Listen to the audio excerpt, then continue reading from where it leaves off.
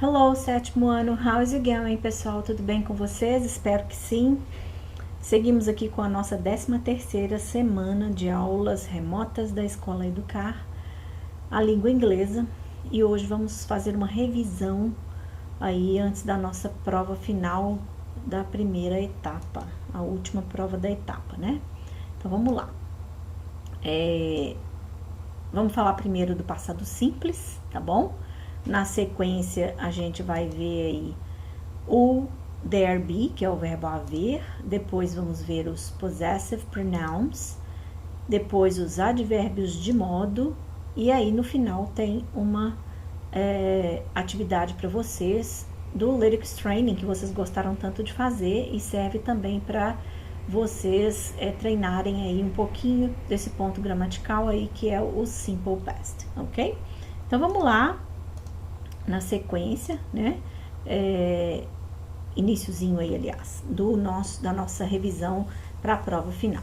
Então, vamos falar primeiro aí do passado simples e do passado contínuo, tá? Que são usados para falar de ações completadas no passado. Porém, o passado simples foca na ação realizada e o passado contínuo na duração dessa ação realizada, também no passado. Então, vamos ver exemplos aí do Simple Past. Yesterday, I had an important meeting. Então, o have passa a ser had, no passado simples. Last week, I went on a business trip. Então, o go virou went, no passado simples. Reparem que aqui, tanto na primeira quanto na segunda frase, nos exemplos, nós temos aí marcas de passado, datas, tempos pré-determinados, né, no passado. Então, yesterday, ontem, last week, semana passada. Então, nos mostra que é um passado que terminou, tá? E que não faz mais parte do presente. Simple past agora do verbo to be, que é diferente, né? Eu sempre disse para vocês aí que o verbo to be é a estrelinha do inglês, porque ele é diferente em todos os casos. Exemplos: at 8 a.m. I was hungry, ou I wasn't, na negativa, tá? Então, às 8 da manhã eu estava com fome, ou eu não estava. Aqui é só um exemplo para mostrar para vocês como é feita a negativa. Agora, na pergunta, usando o verbo to be para plurais, né? Pronomes no plurais. Where were you an hour ago? Onde estava você, ou onde você estava uma hora atrás, né? You weren't at home. Você não estava em casa. Então, o verbo to be, eu vou usar was para as pessoas do singular e were para as pessoas do plural. Agora, vamos ver os modais can e could, que são usados para falar de habilidade ou pedidos, request, como dos exemplos. I can play the guitar. Então, eu posso tocar violão ou guitarra, né? É uma habilidade, tá? Can I go to the bathroom? Então, eu estou fazendo um request, um pedido. Eu posso ir ao banheiro? Could you open the door, please? Então, você poderia abrir a porta, por favor? Então, é um request também, um pedido, só que usando could, que é uma forma mais polite, mais educada. I could play drums, but now I can't anymore. Então, eu podia, agora, em vez de ser poderia, eu podia tocar bateria, drums, but now I can't anymore. Agora, eu não consigo mais, eu não posso mais, tá? Depois, I can swim now. Eu posso nadar agora, but when I was a child, I couldn't. Quando eu era criança, eu não podia. Ok? Na sequência, vamos ver aí o verbo haver no presente, né? There be, no presente simples. Há ou existe, há ou existem para plural. Então, no singular, there is, na afirmativa, there are, no plural. Na negativa, there is not ou there isn't, there are not ou there aren't. E para a interrogativa, eu vou trocar o verbo to be, vai para frente da frase, e a gente fica da seguinte forma no singular, is there ou are there para plural. Vamos ver alguns exemplos aqui, ó. Na afirmativa, eu tenho there is a chair in my kitchen. Existe ou há uma cadeira na minha cozinha. There are 2 chairs in my living room. Existem 2 cadeiras na minha sala de estar. Na negativa agora, vamos negar aqui, ó, isn't. Vejam que aqui eu coloquei is not e aqui eu usei a forma contraída. Então, There isn't any chair in my kitchen. Então, não existe nenhuma any chair in my kitchen. There aren't two chairs in my living room. Então, existem não existem, eu tô negando. Não existem duas cadeiras na minha sala de estar. Agora, na interrogativa, eu vou perguntar se existe. Is there any chair in your kitchen? Existe alguma cadeira na sua cozinha?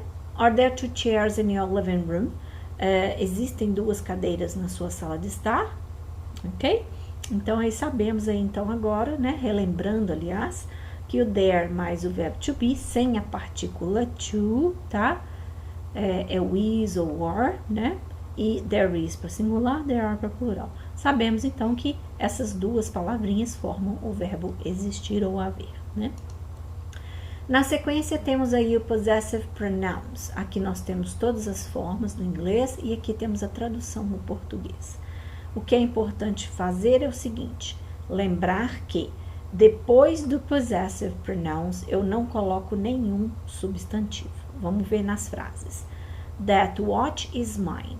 Ó, aquele relógio é meu, tá? Eu não preciso colocar a palavra relógio depois do pronome, tá? No final da frase eu sempre vou colocar aí, se eu quiser falar de posse, eu sempre vou usar esse tipo de pronome. Na sequência, I like that book. Agora eu vou fazer uma pergunta. Is it yours? Né? Eu gosto daquele livro. É seu? Né? Eu não preciso colocar is it your book? Se eu colocar book aqui, eu tenho que mudar esse pronome. Ele vai passar a ser adjetivo e não possessivo, tá? Depois, these aren't my t-shirts. They are his. Então, ó, estas não são as minhas camisetas, são dele. Vejam de novo que eu não repeti a palavra t-shirts. He was an enemy of hers. Ele era um inimigo dela, tá? Então, eu não vou repetir, não vou falar mais nada depois. Hers é o final da sentença. Sarah and Vanessa are friends of ours. Então, são nossas amigas.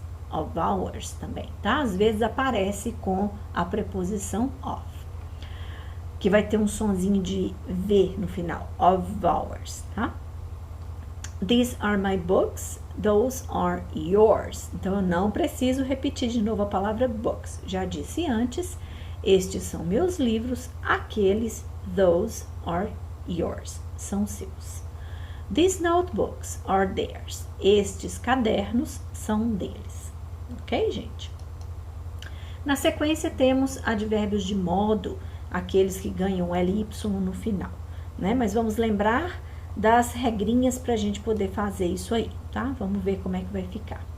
Deixa eu mudar minha câmera de lugar aqui, gente, para ficar um pouquinho mais fácil para vocês aí, ó. Beleza. Então, temos lá alguns adjetivos que são transformados em advérbios de modo com o LY. O LY a gente pode traduzir ele em português como aquele mente. Então, por exemplo, devagar, ó, slow, fica slowly, vagarosamente, né? Depois, easy, por exemplo, fácil, aí passa a ser facilmente, easily, né? Alguns não dá pra gente traduzir assim com esse mente, né? Então, vamos ver, adjetivo, a maioria deles a gente vai colocar um LY. Atentem para as palavras que terminam com L já na sua forma simples, né? Como adjetivo, beautiful, já tem um L na palavra, acrescentando, então, ficam dois L's. Slow, slowly, bad, badly, happy. O que vai acontecer? Ó, happy, noisy e easy terminam com Y.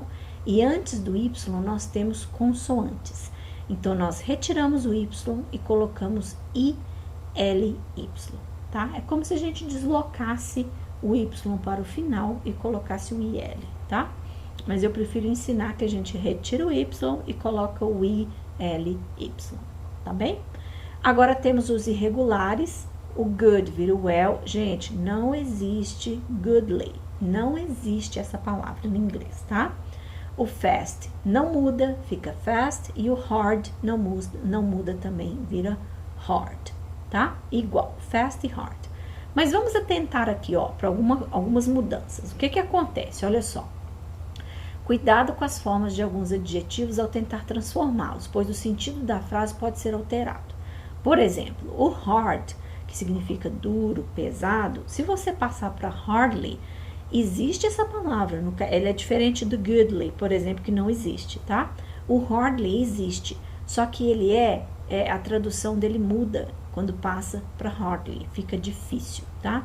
Ainda assim, se você colocar isso e tentar transformar, em alguns casos é considerável, aceitável, mas em outros não, tá? Por isso que na prova intermediária de vocês eu aceitei alguns casos, outros não, porque muda muito o sentido da frase. Agora vejam bem o late, tá? O late, existe a forma lately, que é lately, mas muda completamente o sentido quando você transforma para lately. Então, eu tenho o adjetivo late, que significa tarde ou atrasado, mas quando eu escrevo a palavra com ly, lately, não significa que seja atrasadamente ou tardiamente, não. O sentido vira recentemente. Então, é assim, completamente diferente no sentido. Então, eu não posso transformar também a palavra late, tá? Aí eu vou pôr very late ou alguma coisa assim. Preste muita atenção aos irregulares, pois alguns mudam completamente e outros não se alteram, assumidas as funções de adjetivo e advérbio. É o caso do late, do hard, do fast, ok? Na sequência, como eu disse para vocês, temos aí uma atividade do Lyrics Training, que é para vocês praticarem, né? Vocês gostaram muito. Eu escolhi uma música do Ed Sheeran, que se chama Perfect, que ela é bem conhecida, eu sei que vocês gostam.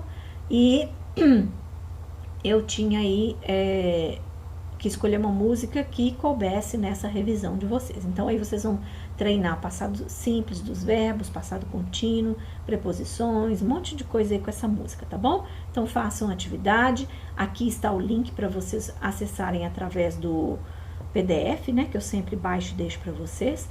Ou então, para vocês acessarem pelo nome da música, se vocês quiserem acessar diretamente no Lyrics Training. Ok, pessoal? Então, deixei para vocês aí um recadinho, como sempre. Leia o roteiro de estudos com atenção, faça as atividades pedidas da apostila, marque a sua presença nessa aula acessando o formulário que está na descrição do vídeo e, se quiser, deixe um comentário abaixo com dúvidas. Mais um idioma que eu deixei para vocês aí. Hey, how's the form?